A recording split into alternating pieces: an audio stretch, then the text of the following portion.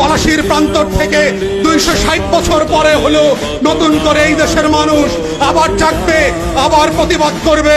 যদি মনে করে থাকেন পুলিশের গাড়ি দিয়ে, ভেহিকেল দিয়ে, কানন দিয়ে, র্যাবের গুম খুনের ইতিহাস জমা করে, বিডিআর দিয়ে, সেনাবাহিনী দিয়ে বাংলাদেশের 20 কোটি মানুষের স্বাধীনতার সম্ভাবনা আকাঙ্ক্ষাকে হত্যা করবেন, বোকার স্বর্গে বাস করছেন, বাংলাদেশের মানুষকে চেনেন নাই।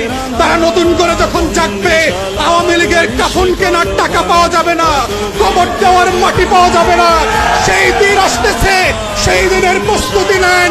ফেরাউনদের লাশ কোন নদী থেকে ডুবুরিকে দিয়ে উঠানো হয় নাই। এই ফেরাউনদের লাশও বাংলাদেশের মানুষ ডুবুরি দিয়ে উঠাবে না, কোন হুজুর জানাজা পড়বে না, কোন কবর এই লাশ নেবে না। সেই দিনের অপেক্ষায় বাংলাদেশের 20 কোটি মানুষ।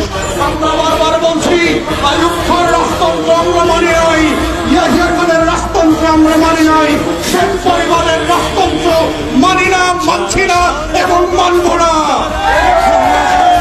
ছেলে মেয়েরা যখন ভোটার বিরুদ্ধে পাবলিক বিশ্ববিদ্যালয়গুলোতে আন্দোলন করছে, তখন আজকে মাত্র আমরা দেখলাম বরিশালে, কুমিল্লাতে, চট্টগ্রামে, ইভেন শাহবাগে আজকে পুলিশের সাজোয়া গান দিয়ে আমার